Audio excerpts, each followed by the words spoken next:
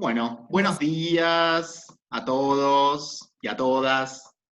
¿Cómo andan? Acá estamos reunidos para una última clase teórica en donde vamos a abordar finalmente a Buenos Aires, ¿no? Salimos de Europa Sí. y entramos de lleno a Buenos Aires.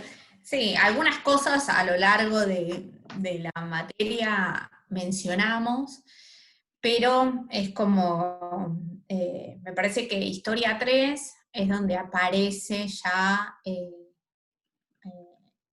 la Argentina, y aparece Buenos Aires, más allá de que algunas cosas en Historia 2 ya ven de Latinoamérica, ¿no? Y algo de la cuadrícula española.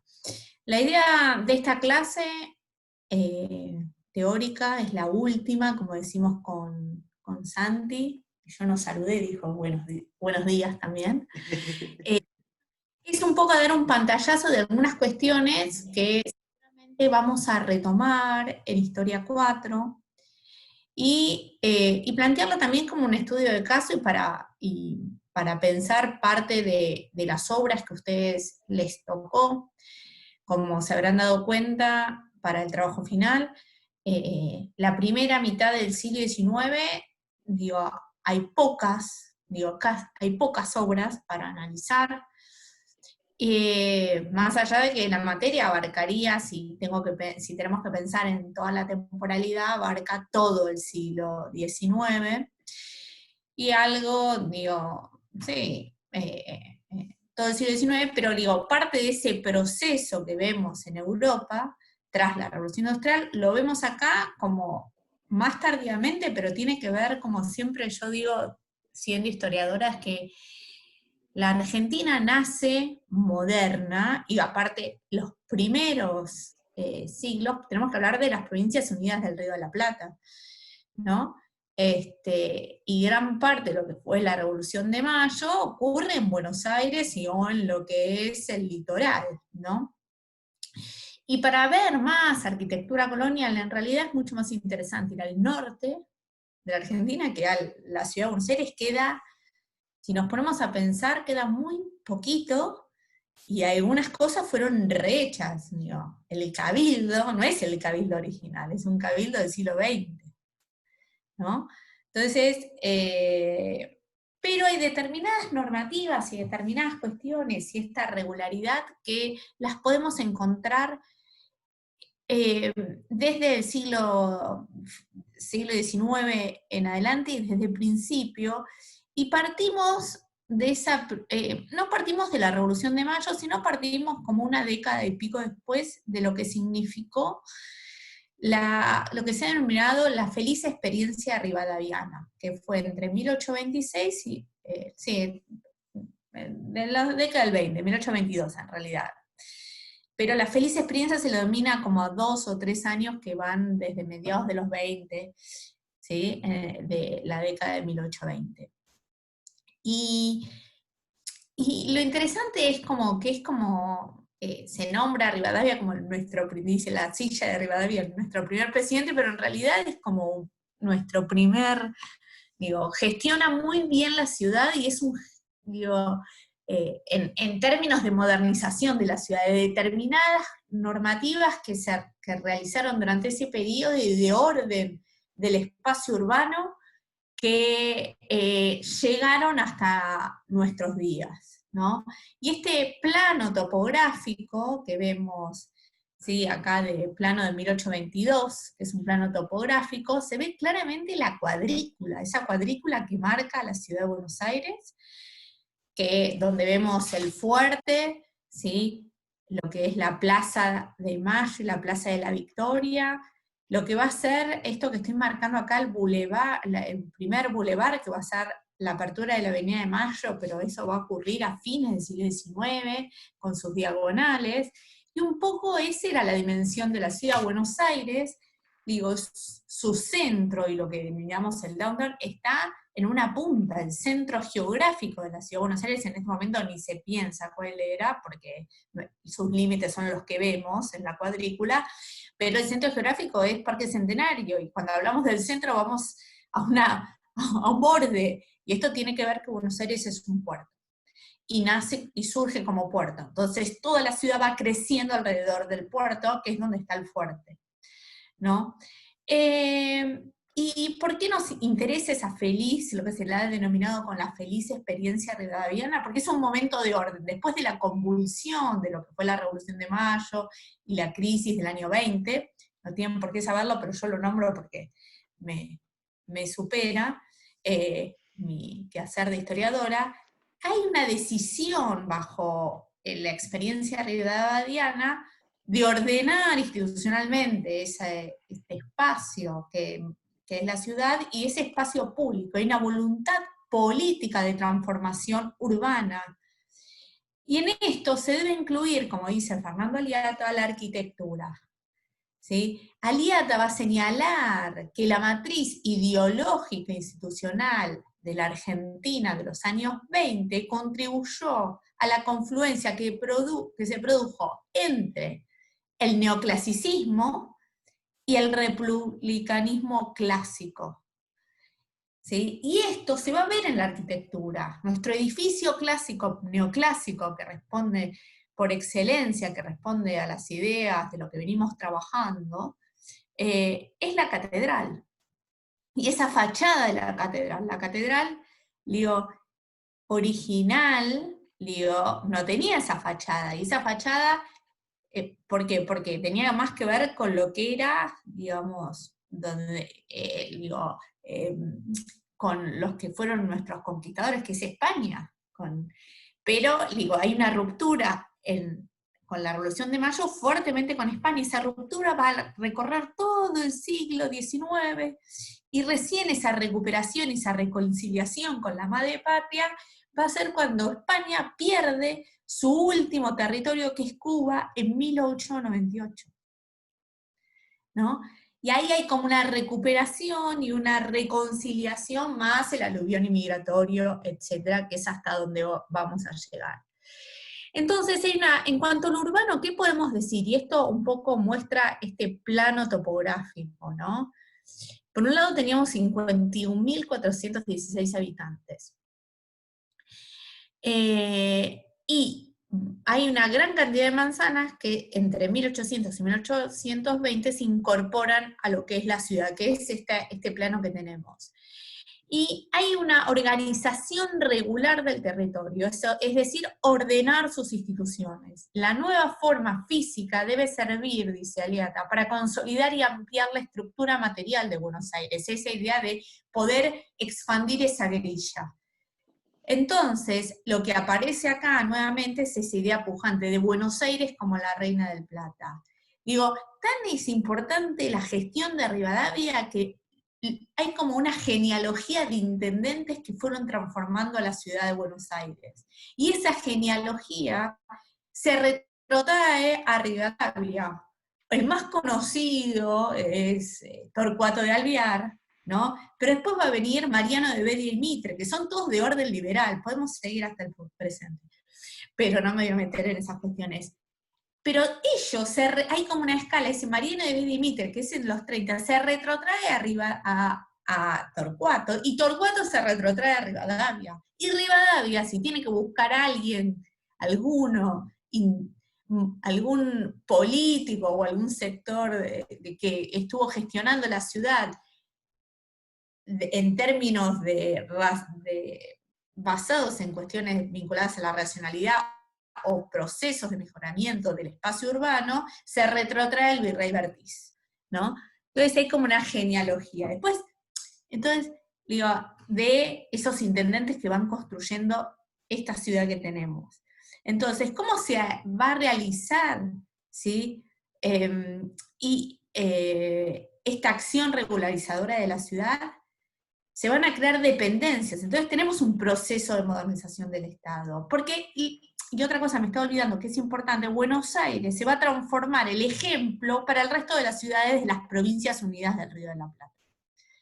Entonces, ¿cuáles son las reparticiones estatales que se van a crear? Bueno, se crea el Departamento de Ingenieros de Arquitectos, el Departamento de Ingenieros Hidráulicos, y el departamento topográfico, porque hay que registrar, para poder transformar e intervenir en el espacio urbano, hay que tener un registro.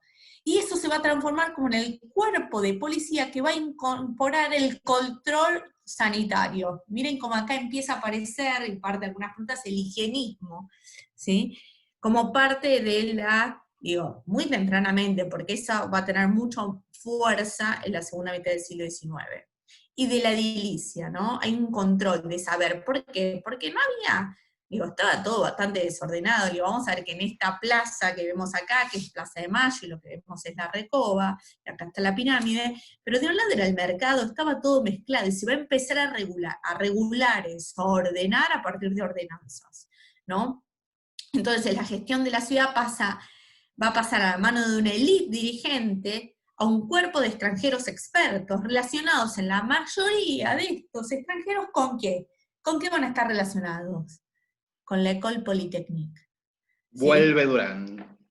Vuelve Durán y vuelve los constructores, y empezamos a articular determinadas cosas. Lo primero entonces que se va a hacer es este plano topográfico, ¿sí? Realizado por Betres, que da cuenta de lo que existe y fija los lineamientos de organización de ese territorio urbano, ¿no? Miren acá, en este plano de Buenos Aires, de lo que nos estamos, acá está la Plaza de Mayo, nos estamos refiriendo, digo, es este espacio, es lo que se llama la ciudad tradicional, ¿sí? Se va a ir ampliando, pero es muy pequeñito, esa mancha urbana se va a ir expandiendo, y acá este plano está representando a 1008, es lo que está marcado con sombra, son las áreas edificadas en 1887, piensen que es alrededor de la Plaza de Mayo, ¿sí? ¿Y por qué va a tardar tanto tiempo? Porque la ciudad de Buenos Aires, y ahí vamos a robarle a Pancho Lerner que va a ser un gran aliado de ustedes en Historia 4, ¿sí? Digo, conceptualización de eso hasta 1880, la ciudad de Buenos Aires va a ser una ciudad efímera, era una ciudad de comerciantes, ni siquiera, digo, en términos políticos, durante el virreinato del Río de la Plata, recién ahí se centra el poder, pero el poder de la corona española, pero estamos hablando, el virreinato del Río de la Plata es de 1776, y en 1810 tenemos la Revolución de Mayo, no dura nada. ¿No? No sé si digo, uno empieza a registrar, fue muy cortito, y tiene que ver con un manotazo de ahogado de España que está perdiendo control sobre su territorio, entonces empieza a dividir ese control, ¿no? Pero no me voy a meter con estas cuestiones. Entonces esta política va a tener sus límites y sus fracasos. ¿Por qué? Porque no se pudo regularizar, vuelvo al anterior, toda la zona suburbana, y tampoco se pudo construir un puerto. No se puede construir un puerto, que era algo importante, porque si acabo de mencionar por qué crece la ciudad de Buenos Aires, porque es un puerto, y se construye alrededor de un puerto. Y ese puerto era muy complicado porque el lecho del Río de la Plata es complicado, y se van a desarrollar también actividades complementarias. Se crea y se va a proyectar el primer bulevar de circunvalación, que es como plantean este plano entre lo que es Callao y Entre Ríos. Ese era el límite de la ciudad de Buenos Aires. Se crea una serie de plazas que comenzaron a funcionar como mercados de venta y de concentración. Y algo que va a ser fundamental, por lo menos para mí es fundamental porque tiene que ver con mis intereses académicos, se van a definir las avenidas de este a oeste, que va a ser Rivadavia, que va a decir cada tantas cuadras se van a ver estas avenidas. ¿Cuáles son las avenidas de este a oeste en la ciudad de Buenos Aires? Son las avenidas radiales, ¿no? Como las que se desprenden un poco, van a la par de cómo se va expandiendo y cómo fue creciendo esa ciudad que tiene que ver con Santa Fe, Córdoba, Belgrano, Independencia, San Juan. Ahí se van a definir, por lo menos en la parte céntrica, cada cuántas cuadras va a haber una avenida. Esto lo define Rivadavia en esta feliz experiencia rivadaviana. En este sentido, lo que importaba, y tiene que ver cómo se va construyendo esa época, se coloca todo todo lo que tengo de utilidad en el centro y se manda lo que es inarmónico al desarrollo urbano a las márgenes. Pero las márgenes, ¿dónde son? Pasando ese bulevar Callao, ¿no? Y esto, para mí, por ejemplo, los que trabajan, van a trabajar Constitución, es interesante, ¿dónde va a estar Constitución? Por eso se transforma en esa plaza de carretas que va a ser cómo se transforma en una estación de ferrocarril, ¿no? Que llega todo desde el sur y tiene que ver con la producción y cómo va a crecer esta ciudad, qué se comercia, ¿no? Esta es otra, nosotros, el campo y el lugar de los terratenientes va a tener mucha fuerza, ¿no? Todo lo vinculado a la tierra.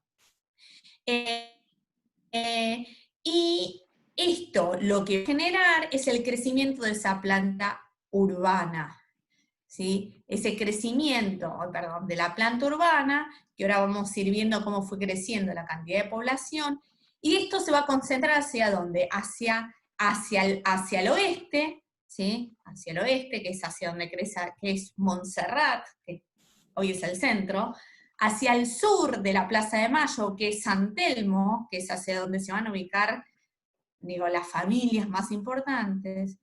También va a empezar hacia el norte, eso va a ser un cambio, la ciudad de Buenos Aires crece primero hacia el sur, ¿por qué? Porque las actividades en La Boca, lo que es la zona del Riachuelo, son actividades que también se desarrollan importantemente porque tiene que ver con la circulación y por el riachuelo que permite también esa circulación. Y hacia el norte es hacia Florida y Suipacha, y el crecimiento fuertemente hacia el norte se va a dar después de que, y una epidemia, como estamos con estas temáticas. Lo tengo callado a Santiago, como es la fiebre amarilla. Vos decime, Senio, puedo hablar y te dejo. Esto, ¿sí? Y no, igual yo te veo. Te veo copadísima, estoy muy compenetrado en lo que estás contando, por eso no te interrumpo. Estoy como con un cuentito. Entonces, y lo que va a aparecer como las nuevas formas de habitar en toda esta zona, se van a empezar a construir lo que es, también en el cuatrimestre que viene, que es la Casa Chorizo, ¿no? Es otra diferencia que en estos nuevos barrios se va a construir este tipo de vivienda que va a empezar en estos barrios que pensemos que esa periferia es pasando apenas Callao o dentro de esa limitación, ¿no? Pero están fuera de lo que es la Plaza de Mayo y sus primeras cuadras alrededores. Y un poco acá vemos esa construcción, bueno, acá vemos el cabildo, ¿sí? Este cabildo, esta imagen del cabildo, y el otro punto que vamos a empezar, me parece, va a importar acá, y que nos interesa detenernos, ¿no? Es la obra pública. ¿Y cuáles van a ser los edificios públicos? Durante estas primeras décadas de estas provincias unidas del Río de la Plata y como Buenos Aires como la ciudad más importante, ¿no? Se van a reutilizar los edificios representativos de la colonia. ¿Cuáles eran los edificios representativos de la colonia? Esto lo vieron en Historia 2 de pensar cómo España colonizaba. La plaza, teníamos el fuerte, el cabildo y los consulados.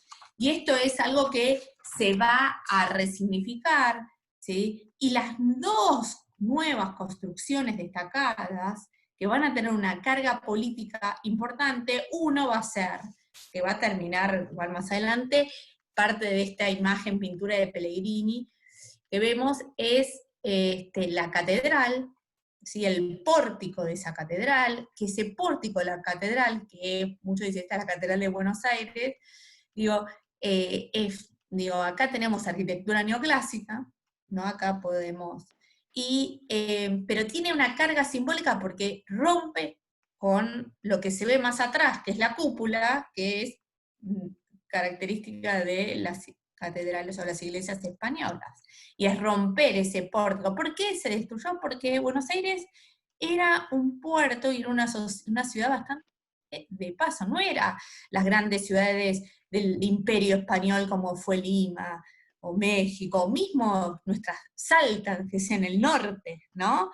Acá los materiales eran de muy mala calidad. Santi y yo tuvimos un profesor en la maestría, cursamos en momentos distintos, pero no sé si vos cursaste con Otero, que hablaba de que todo era de barro y que todo se desarmaba y que era una sociedad de comerciantes y que en realidad la plata es lo que te emblanquecía, ya que estamos con lo que está pasando en Estados Unidos. Entonces en realidad si a alguien le iba bien comercialmente, sea negro, blanco, mulato, no importaba, si no importaba que tengas dinero. Bien, es una sociedad de Parvenus, podemos decir, ¿no? Y todo el tiempo hablaba de esto, que era como mucho más, esto va a caracterizar, esto de estar en la periferia es como mucho más flexible. Daba cuenta de nuestro profesor, no sé, ¿lo tuviste vos o no? No, No, Otero no lo tuve. no, Otero no.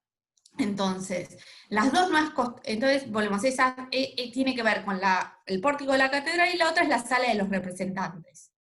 ¿Sí? Esa Claro. sala, ¿qué? Lo interesante también del pórtico, ¿no? Tiene que ver con esa cuestión, como vos decís, de agregación a algo que adentro, cuando entras, es otra cosa. O sea, la planta es una planta de iglesia tradicional, bien, como de la experiencia del barroco americano. Es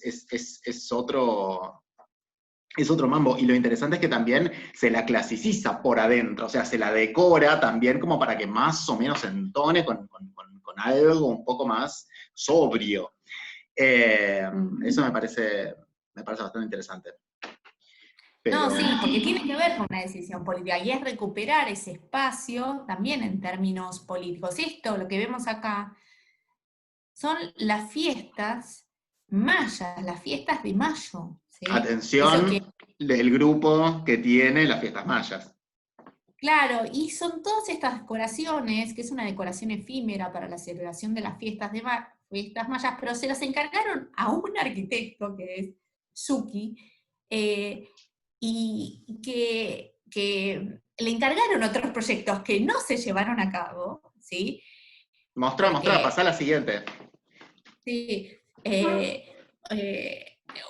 las pirámides, monumentos a la Confederación Argentina, ¿sí? Estas decoraciones, y acá vemos como ciertas, podemos empezar a ver este tipo de arquitectura, cómo se está proyectando esa ciudad, que no se logran, pero sí lo que se logra hacer es construir también eh, eh, esa celebración de lo que fue ese cabildo abierto de 1810, ¿no? Esa celebración, hay una liturgia que se empieza a construir. Cada vez se le agregan más cosas, y entonces en los festejos tiene que ver esta cuestión épica de lo que fue construir. Hay que construir esa identidad, hay que celebrar, hay que recuperar la Plaza de Mayo, va a dejar de ser ese mercado pegado al puerto, y tiene un nuevo rol esa plaza. Y la ornamentación arquitectónica de esa plaza tiene que ver con una renovación institucional y pública de la Plaza de Mayo. Entonces hay una eliminación de la plaza vinculada a actividades del mercado, y la Recoba un poco va a delimitar cuál es la plaza de la vida política, institucional, y cuál es la plaza que va a seguir vinculada al comercio hasta que se tire la Recoba con Torcuato de Alvear. Entonces, y por otro lado, toda esta construcción y estas decoraciones tienen que incorporar también a la ciudadanía, ¿no? A ciertos sectores, a la élite ciudadana. Entonces, ¿por qué? Porque, digo, ¿cómo se ve? Entonces hay una eliminación de los sectores populares hacia la actividad del mercado, en la parte de la plaza que está pegada al puerto, y del otro lado de la Recoba, que da al Cabildo, es la plaza, ese espacio público vinculado a la institucionalidad, al lugar de la celebración de lo político, ¿no? Es Hay, interesante. Uy, discúlpame, te interrumpí. sí, no, seguí. Bueno, me parece interesante cómo Suki plantea en la parte izquierda, ¿no? El paisaje urbano que hay por detrás, en realidad, de la Sí, construcción efímera, ¿no? Y ahí aparece el cabildo claro. afrancesado, el cabildo decorado con cosas francesas, con lenguaje clásico, como, bueno, hay que sacarle, ¿no? Como todo este lenguaje de colonia que tiene, y darle también como una importancia. Eso. Sí, ¿no? Y aparte, digo, pensar una ciudad que en realidad, digo, parece una ciudad mucho más importante de lo que es Buenos Claro. Aires, y también en calidad de su arquitectura, ¿no? Entonces lo efímero también juega ahí. Entonces, eso es y por otro lado, esa plaza, esa necesidad de ese espacio público de superficies vacías. ¿Sí? ¿Para qué? Para que se puedan realizar las nuevas ceremonias que tienen que ver con el origen y con nuestras celebraciones patrias, ¿no? Entonces la plaza es una plaza seca, hay una colocación de fuentes, hay una reorganización de las fachadas, pero esa transformación es fuertemente elitista. ¿Sí? Entonces ahí la arquitectura tiene un valor, digo, representativo y simbólico y muy interesante, porque aparte es esa construcción de ese espacio, ¿no? Hay un libro, además de lo que trabaja Lía Munilla, que trabaja muy bien todo el tema desde la mirada de cómo esas decoraciones van construyendo esa identidad también nacional y la construcción de ese espacio público. Entonces, estas arquitecturas, por más que son efímeras, construyen y construyeron un imaginario en nuestro espacio, en ese espacio que es la Plaza de Mayo, y le dieron un lugar de institucionalización que viene desde esta época, y que se va a extender durante toda la década del 30 y del 40, ¿no? Con la caída, digamos, cuando termina así, esta caída de Rivadavia, el fin de esa feliz experiencia, digo, en algún punto va a avanzar las décadas entre 1830 y 1840, con Rosas va a estar en el poder de la provincia de Buenos Aires, ¿no? Y la élite porteña queda opacada frente al avance de los sectores terratenientes, los que tienen poder económico, ¿no viste? Escotero entonces tenía razón, que nos decía, si tenés plata, sos negro, dejas de serlo.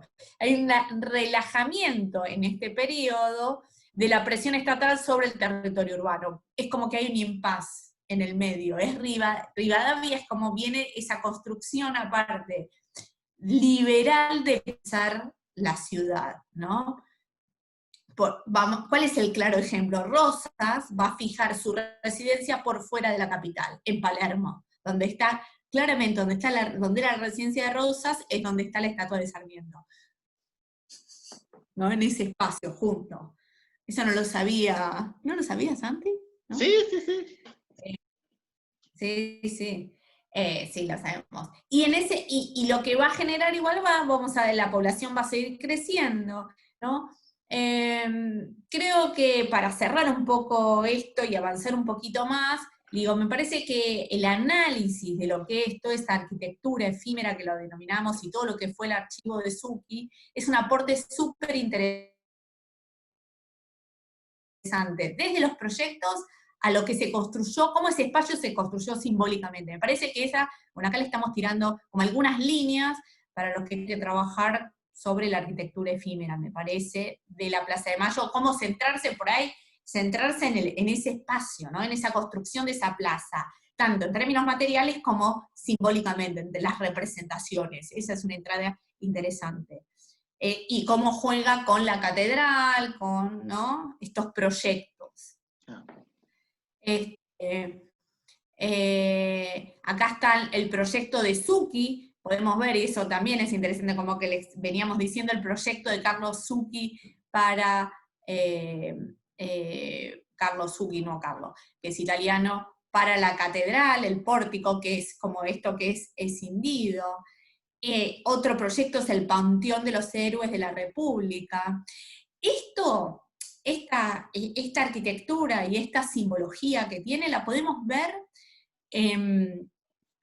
la podemos observar cuando termine la pandemia, en lo que es el cementerio de la Recoleta, donde cuando uno entra al cementerio de la Recoleta como un gran bulevar, que está diseñado en la época de Torcuato de Alvear, 1880 en adelante, después la federalización de Buenos Aires, ahí, digo, cuando entramos, digo, como una cuadra y pico al final, hacia la derecha está el panteón, ¿sí? El panteón, o la parte, no es el panteón, están todas las tumbas de los héroes de la República, ¿no? De los héroes patrios.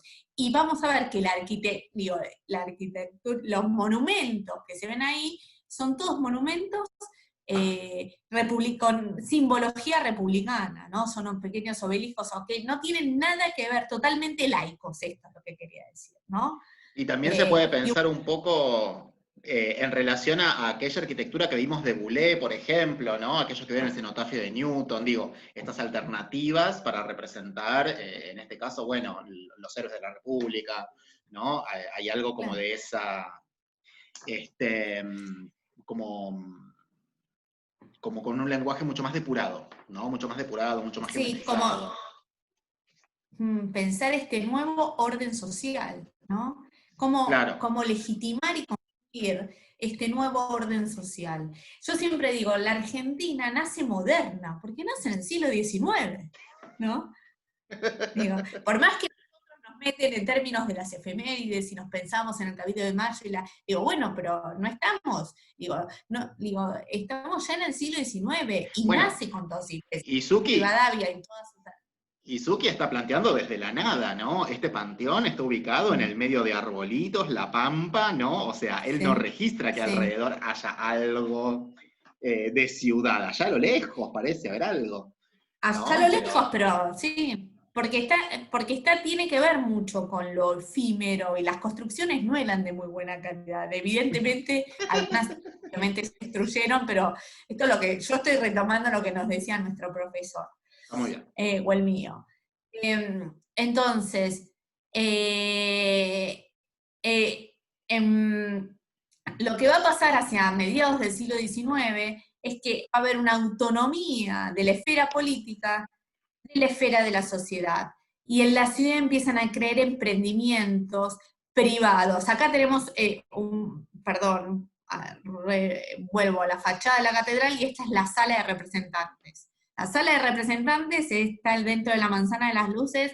Yo voy a contar algo mío anecdótico, porque se los tengo que contar, que una de mis primeras ponencias las presenté en la sala de los representantes. Toda una congresala. Claro, así que esto se va a poder volver a visitar, esperemos.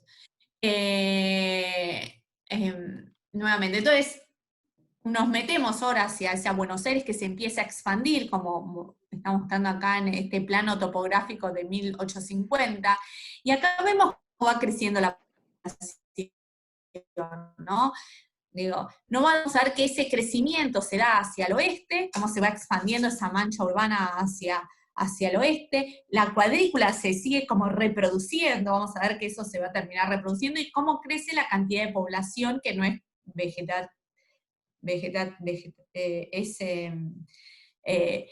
también a partir de la década de 1860 empiezan a venir los aluviones, podemos pensar la parte del periodo aluvional, ¿no? De crecimiento de la inmigración. Fuertemente, no es que no venían, ¿no? Entonces, esto que decimos, ¿por qué empiezan a crecer los emprendimientos privados? Porque también hay un desarrollo importante agrícola, agroexportador mejor, tendríamos que decir, hay una diversificación de las exportaciones, lo que empieza es como lo que se ha denominado hacia mediados del siglo XIX la era del lanar, ¿sí? Es el comercio, no con Inglaterra. A mí llegaba a decir que el comercio de lana era con Inglaterra, me bochaban de historia 2, es con Bélgica y Francia. Y esa producción es muy importante, es lo que va a empezar también a mejorar las condiciones y el crecimiento de la ciudad, ¿no? Por supuesto, cuando lleguemos más hacia fines o las últimas décadas del siglo XIX, digo, la lana va a ir hacia el sur de la provincia de Buenos Aires, y en las zonas más ricas se va a establecer lo que es agrícola ganadero. Esto no lo tienen por qué saber, pero yo un poco se los tenía que contar, no importa. Fíjense y la sociedad civil es lo que... Fíjense cómo, perdón, te interrumpo, ¿vale? Me parece interesantísimo. En el plano aparece Palermo, ¿no? En un costado, como si estuviéramos en la, en la campaña, en las afueras. Un poquito más arriba está. Ah, eso es Palermo. Acá, Todo eso de ahí, claro. todo acá. ¿No? Y sin Claro, y acá embargo. estaba Rosa. Y ahí estaba Rosas, claro, exactamente, Miren ¿no? dónde estaba, comparen dónde es la zona urbanizada. Y esto es de 1850, Y por allá ¿sí? arriba se ve Estamos hablando de Flores, mira, 1850. allá arriba a la Sí, izquierda. porque tenemos, porque pero esto estamos hablando de como de ciudades aparte, Flores y Belgrano, ¿no? Como pueblos alrededor de la ciudad de Buenos Aires. Muy ¿Sí? interesante ese plano. Tras la federalización de la ciudad.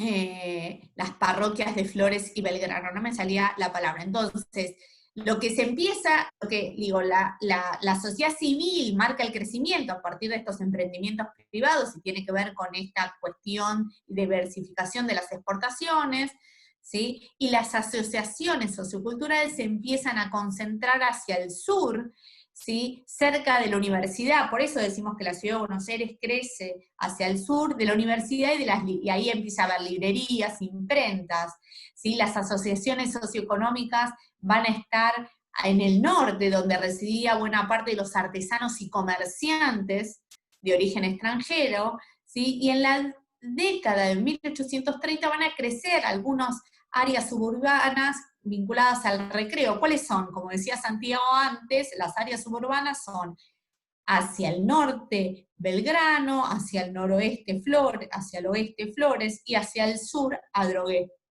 como zonas de quintas. ¿Sí? Esto lo ponemos Adrogué fuertemente a partir de 1850. ¿Sí? Y hacia la década del 60 lo que vemos es una transformación de la ciudad y sus instituciones. ¿Y por qué? Porque nos estamos ya acercando a otro periodo también en términos políticos, ¿no? El crecimiento de la población va a empezar a crecer, como decía, fuertemente producto de la inmigración, ¿sí? Acá empezamos a ver imágenes de la ciudad de Buenos Aires, ¿no? Hay una reactivación de la edilicia pública entre 1850 y 1860, hay esa expansión hacia el oeste, la urbanización va a llegar hasta lo que es Plaza Miserere, que es en Once, el barrio de Once, producto del crecimiento de esta edilicia privada, de la densificación de ese centro tradicional. Empiezan a aparecer edificios de altura, 2 o 3 pisos. ¿Por qué? Porque se incorpora el hierro como material estructural, ¿sí? Y acá, y después, hacia la década del 70, sí hay un crecimiento, como hay un historiador norteamericano, que es James Scooby, que tiene escrito su libro que se llama Del centro a los barrios. ¿Por qué? Porque aparecen los medios de transporte urbanos, que me permiten, digo, ese crecimiento lo va a vincular fuertemente, es un trabajo súper fundacional de la historia de Buenos Aires, junto con los trabajos de José Luis Romero, pero después Scooby se le ha cuestionado algunas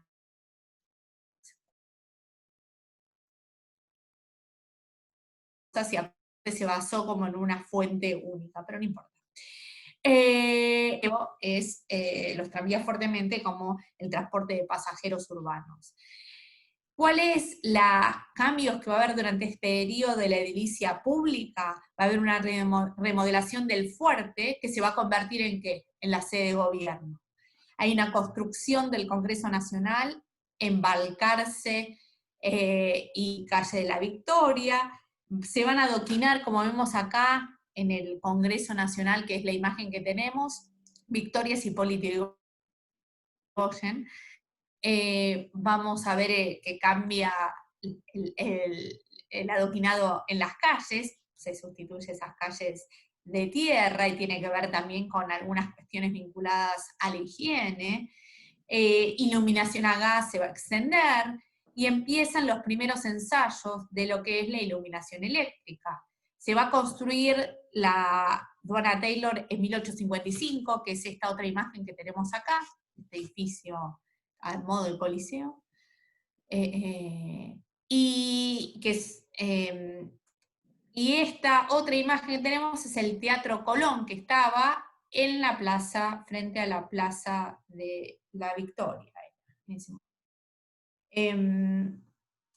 ¿Qué más encontramos? Entonces, digo, como que se va cambiando, y otro tipo de edificios, esos que proyectaba Zucchi, podríamos decir, en sus proyectos, digo, así empieza, es otra plaza también, ¿no? Y va a haber también la construcción de edificios de escuelas, ¿sí? Tenemos otros grupos que están trabajando la escuela.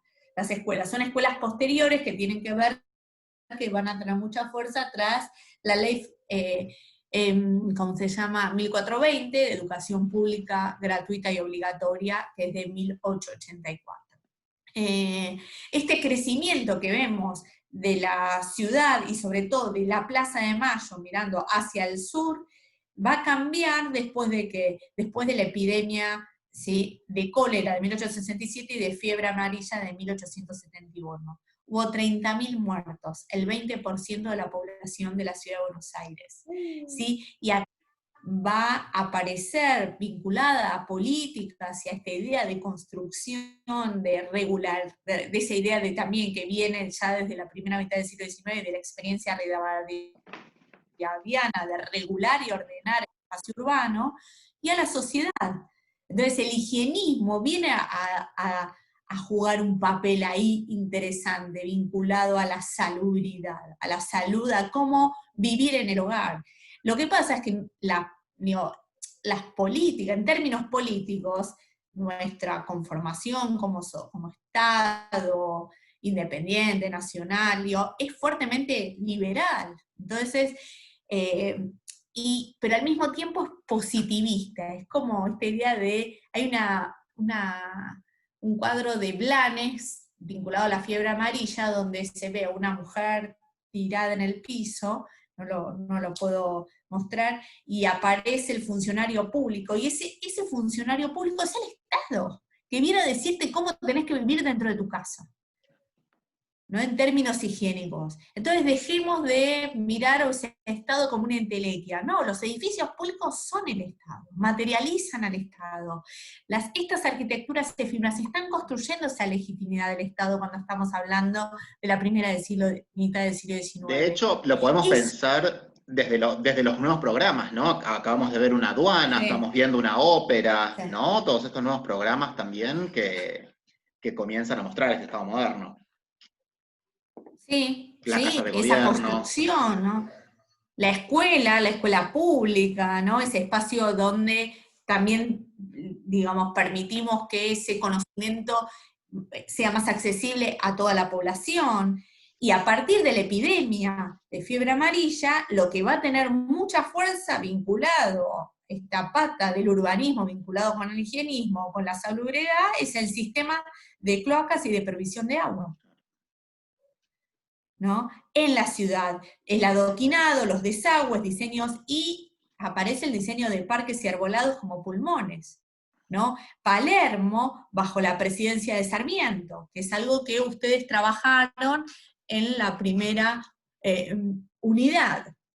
Y también una reglamentación industrial, ¿dónde van a estar los frigoríficos, Curtiembres.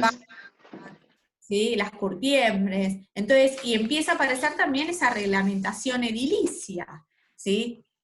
La mudanza de los mataderos hacia afuera pasa en el Riachuelo a Constitución, por eso la plaza de Carretas, que es Constitución, va a estar fuertemente pegado a los mataderos a Constitución, porque este modelo económico que va a ser muy fuerte, va a tener mucha fuerza, y va a hablar de esta Argentina de las vacas gordas, entre 1880 y 1930, un periodo además que hay muchas idas y venidas, tiene que ver con la exportación de carne, primero, ya aparte con los barcos frigoríficos a partir de la década del 70, de 1870, tenemos una exportación importante de carne, ¿no? Entonces, ¿cómo pasamos? Los mataderos pasan del Riachuelo a Constitución, de Constitución a Parque Patricios, y de ahí van a ir hasta Liniers. Y la clase alta, luego de la fiebre amarilla, abandona sus casonas de la Plaza de Mayo hacia el sur y va hacia el norte, a lo que es el Socorro y el Pilar, que es lo que está alrededor de Plaza San Martín y lo que es Recoleta. ¿Y cómo era ese suburbio? Miren, digo, esta es, no sé si alguno ha visitado o estado, es la imagen esta es un ejemplo pésimo de neoclasicismo, que es la redonda. No, porque Santiago y yo tuvimos de profesora Fernando Aliata en la Ditela, que queda cerca, entonces a mí me pasó de ir caminando con Fernando Aliata a mostrarnos lo que es las malas proporciones, y mostraba el ejemplo de la Catedral La Redonda, pero que se puede ver perfectamente, y esta es la Recoba que estaba al lado de La Redonda, pero esto es Belgrano en 1875, ¿no? Es una zona que tiene cierta cantidad, tiene semejante iglesia, pero tiene que ver porque era una parroquia que en ese momento todavía no formaba parte de la ciudad de Buenos Aires, ¿no? Es el suburbio, ¿sí? Lo mismo para el Son lado los de cascos de Flores los partidos. José. Claro, son los Sí, cascos de los partidos. Tenía la municipalidad enfrente, la plaza, ¿no? Estas instituciones del sí. partido de Belgrano, del partido de Flores. Claro. Sí, sí, son como parroquias. En ese momento hablamos de parroquias, ¿no? Eh, esto también, y digo, ciertas instituciones, la escuela, miren la dimensión que tienen frente, ¿sí? A una vivienda o digo, una pulpería, podemos decir. Y lo otro importante que vemos acá es que no hay ochavas, ¿no? Digo, eso es para pensar ese espacio, pero empieza el adoquinado. En La Redonda todavía no había, ¿no? Acá tenemos lo que es también el cuartel de artillería, esto es Retiro, ¿sí? Es la zona del Retiro, pavimento y adoquinado, y acá la primera locomotora que llega en 1873 vinculado a los servicios públicos, ¿sí? Cuando aparezcan los ferrocarriles y los tranvías, ¿sí? Como digo, es lo que va a permitir también esa expansión de esta ciudad que es, hasta 1880 podemos pensarla como ciudad efímera. Y acá vemos, en comparación de los otros planos, esa expansión de este plano de 1882. Lo interesante de esto es que en 1880 se produce la federalización de la ciudad de Buenos Aires. Se declara la ciudad de Buenos Aires como capital federal de la República Argentina. ¿Sí? Y para la provincia de Buenos Aires, ahí se funda la ciudad de La Plata. Lo que es interesante, digo, entonces acá eso es lo que Liernur plantea, esta ciudad deja de ser efímera y ahora se va a transformar en la capital federal de la República Argentina, en esa ciudad, no va a ser esa ciudad donde estaban los que gobernaban, digo, las Provincias Unidas del Río de la Plata, después la República Argentina a partir de la década del 70, del 60, sí, del 60. Y, eh, eh, y me olvidé que iba a decir algo más que quería decir, pero bueno, No, lo suelen suceder estas interesante también de este plano, ¿no? cosas. Es esta cuestión de que uno ve esta grilla regular y cree que todo esto se encontraba efectivamente construido y densificado, y esto no era así, ¿no? En la realidad lo que vamos a No, tener son manchas sí, de viviendas, en el medio también de lugares que no tienen, digamos, tienen por ahí calles de tierra, no tienen delimitados los bordes de las manzanas, ¿no? Las líneas sí. municipales, digamos. De algún Y modo, este sí, plano es también esa, bueno, lo que dice Adrián Gorelli, que esa proyección a un futuro crecimiento, pero que no era real. igual, sí, igual tenemos hasta Medrano acá, entonces digo, y todavía la ciudad no estaba definida hasta en 1882. Claro, La ciudad de Buenos Aires, ¿sí? Lo mismo podemos ver el riachuelo que vemos acá, no está rectificado, claro. las ondulaciones. Después se va a rectificar. Pero eso va a pasar, si la ciudad de Buenos Aires se federaliza y se transforma en la capital federal de la República Argentina, digo, ahora hay que construir los edificios públicos para esta capital que sí podemos decir que no sabemos, que sí, que no, que va a hacerlo, pero el espacio, recién 7 años después de su federalización, se va a definir es el espacio que va a quedar hasta el día de hoy, ¿sí? Cuando se va a delimitar de manera racional el límite de la Ciudad de Buenos Aires, ¿sí? Que es en 1887 con la traza de la Avenida General Paz, con ese trazado, que va a ser, digo, donde ahí la provincia de Buenos Aires va a ceder las parroquias de Belgrano y de Flores para incorporarlas a la Ciudad de Buenos Aires, ¿sí? Y eso va a delimitar y en realidad va a tener como una proyección, ese lo que se llama el ensanche de la ciudad, una proyección simbólica muy fuerte, porque se van a tardar más de 50 años para que esa mancha se expanda. Y otra de las, digo, pero ahí aparece nuevamente la idea de la regularidad. La mayoría de ustedes son de San Martín, en esa regularidad no se respeta, se le come un pedazo a San Martín, al partido de San Martín. Sí, y el otro dato interesante que aparece en esta diapositiva es el crecimiento de la población, ¿no? Vemos cómo hacia 1862 ya tenemos 180.000 habitantes, pero ese crecimiento importante, la mitad de esa población era extranjera, ¿sí? Y acá se empieza a ver también ese movimiento en el puerto, digo, ¿no? En las construcciones que hay, pero la cantidad de población de otros sectores, lo mismo, digo, y lo bajo, lo interesante es cuando uno mira estas imágenes, ¿no? Mira, ¿viste? Lo bajo del riachuelo, lo complejo que era el río de la Plata también para la entrada de barcos de gran calado, etcétera, y las complicaciones y las subidas y la marea, etcétera, ¿no? Las condiciones que generaba. La llegada de inmigrantes, estas vistas generales que empezamos a ver, la cantidad, el tranvía, pero son todos símbolos de esta ciudad que se está modernizando, que está creciendo y tiene esa potencialidad de ser esa gran capital, ¿no? Y acá les dejamos mostrando otras imágenes que vamos a retomar, porque me parece que nos excedimos un montón, ¿no? De lo que va a ser esta Ciudad de Buenos Aires, una imagen de Plaza Constitución, esta otra estación que tenemos del otro lado, la estación central, que esa sí estaba y conectaba con la aduana Taylor, ¿sí? ¿Por qué? Porque llegaban los granos de la PAM, de lo que es la región pampeana, los granos o las carnes enfriadas, llegaban a la estación, al ferrocarril, la estación del ferrocarril, y de ahí iban a la aduana y se exportaba. Y miren las diferencias, esta estación es bien a la inglesa, ¿no? Y era una estación que se termina quemando de madera, lo mismo que otra imagen acá de la Plaza de Mayo, donde se ve claramente la Recoba y los dos edificios que van a conformar, ¿sí? El Correo y la Casa de Gobernador, que van después con el arco de Tamburini, se va a conformar en la Plaza de Gobierno. Esto que va a ser, digamos, acá ya no tenemos más esa Recoba en estas imágenes, son del 86, ¿sí? Ya con la gestión de hablar de estas cuestiones que amaremos, acá también en la Plaza Lorea del tanque de agua, ese tanque que para los que van a trabajar obras, tanto el edificio de la Avenida Córdoba, el Palacio de Aguas, como la planta potabilizadora, es importante ver esos lugares, entonces cómo se va transformando y cómo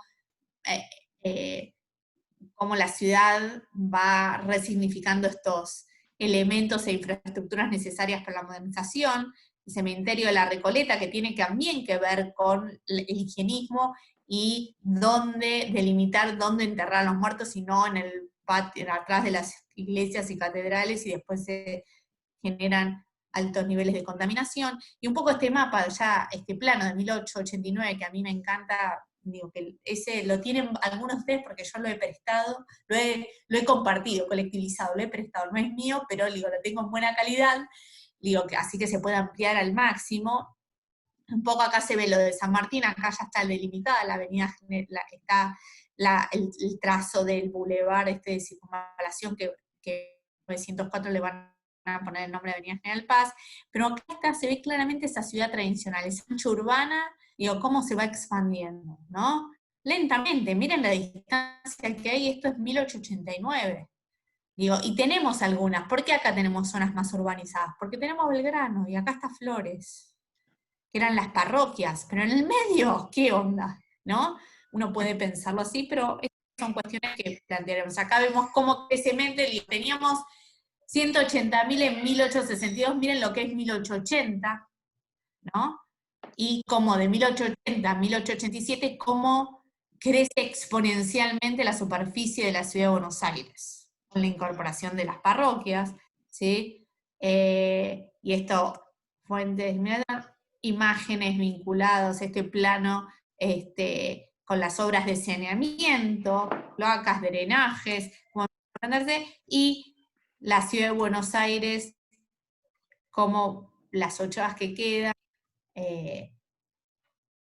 haremos los espacios de Palermo, espacios para disfrute, la catedral, vemos ya, pero delimitada la plaza, digo, una plaza más reconocible, ¿sí?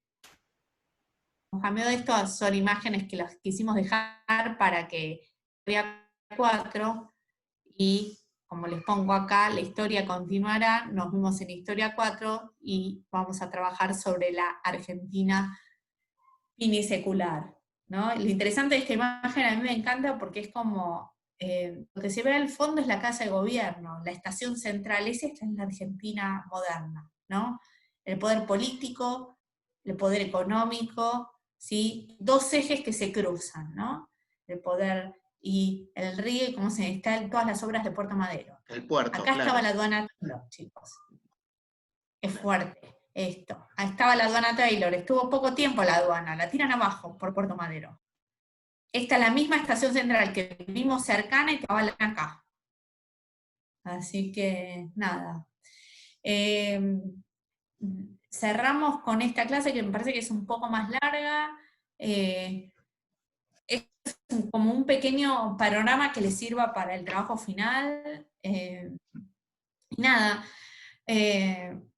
fue una experiencia rara, ya nos saludaremos por el Zoom o el Meet, pero nos queríamos despedir en nuestra última clase teórica. A nosotros dos nos encanta Buenos Aires como espacio para investigar, y el Gran Buenos Aires también. Santi ya en Historia 4 va a poder mostrar un poco lo que él está investigando, y nos encantaría decirle un montón de cosas más, pero bueno, nos dejamos así con el gustito, por eso cuando apareció esta Argentina, esta Buenos Aires 1880, lo veremos en el próximo cuatrimestre, y nada, una nueva forma que la pandemia nos impuso, y cerramos la materia. No sé qué quieres decir, Santi, que te incorporaste este año para despedirnos. Sí, es rara la experiencia, pero yo la verdad que estoy muy contento con esta experiencia, con trabajar con vos, Vale, y esta última clase me pareció interesante como para también pensarnos desde nuestro proceso de crecimiento, ¿no? Y cómo,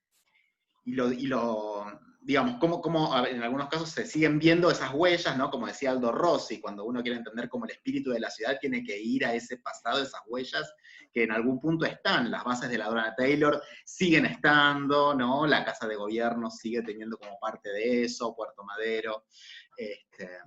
Me pareció muy, muy linda esta clase, como para ver nuestro paisaje primigenio. Así que... Rápidamente, pero bueno. No, pero bueno, claro, es como muy complejo, ¿no? Y también es como un rompecabezas de partes muy diversas que se van armando. Son muchas dimensiones también. Pero bueno. Pero un poco me parece. Bueno, que nos veremos en estas clases que hoy no quedó, me parece, tan compacta, la clase, el cuatrimestre que viene, y nosotros nos seguimos viendo por Meet, Zoom, y corrigiéndoles cosas que les debemos, y nada. Buen cierre de la materia, y hasta el próximo teórico en la segunda mitad del 2020 con cuarentena o clases virtuales. Pero ahora nos volvemos a ver en el Meet. Chao. Chao.